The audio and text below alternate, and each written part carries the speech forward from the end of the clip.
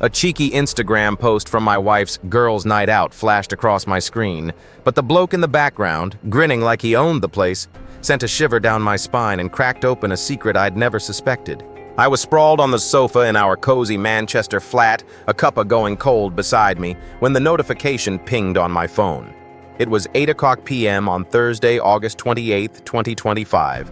Just an ordinary night, or so I thought. My wife, Sophie, a bubbly primary school teacher with a laugh that could light up the grayest Salford Street, had tagged herself in a girls' night out photo at the Lasso Gowrie pub. The image showed her and her mates, Jenny, Claire, and Liz, raising pints, all dolled up in glittery tops, beaming for the camera. But my eyes locked on the bloke in the background, leaning against the bar, his arm casually draped around Sophie's waist. His name wasn't in the caption, but I knew him. Tom Hargreaves, a mate from her old teaching job.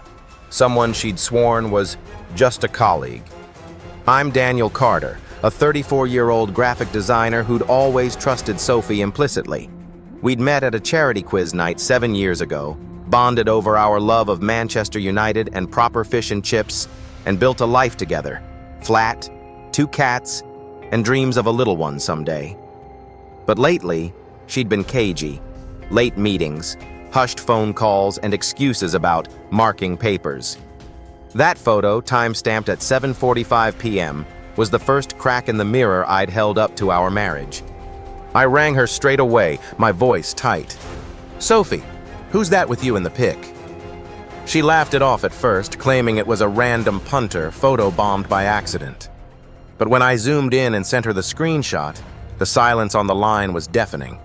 She admitted Tom had joined the girls' night uninvited, but her stammering grew weaker. I drove to the pub, heart hammering, and found her outside, tears streaming down her face. "Dan, I didn't mean for it to happen," she choked out. Tom had been more than a colleague. Late-night drinks had turned into a fling, sparked by shared stresses at work. She'd posted the photo without thinking, a rookie mistake that exposed her secret. The next days were a fog of hurt. I moved to my mate Liam's spare room in Stockport, leaving Sophie with the cats and a marriage on the brink. She texted apologies, blaming stress and loneliness, but I couldn't shake the image of Tom's arm around her. I threw myself into work, designing logos to drown out the pain, but Mia, our tabby, kept me tethered to home. One rainy afternoon, Sophie showed up at Liam's, soaked and clutching a soggy note. Her resignation letter from the school, a step to leave Tom behind. She begged for a chance to fix us, her voice breaking with regret. Perfect ending with emotional touch.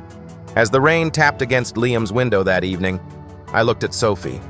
Her mascara smudged, her eyes raw with love and loss, and felt a tear slip down my own cheek. The Instagram blunder had shattered my trust, but her willingness to start over stirred something deep. We sat with Mia purring between us, and I agreed to try counseling, not for the past, but for the future we'd once dreamed of. Under the soft glow of a Manchester night, with the city's hum outside, I held her hand. Not a promise, but a fragile hope that love, even broken, could mend with time.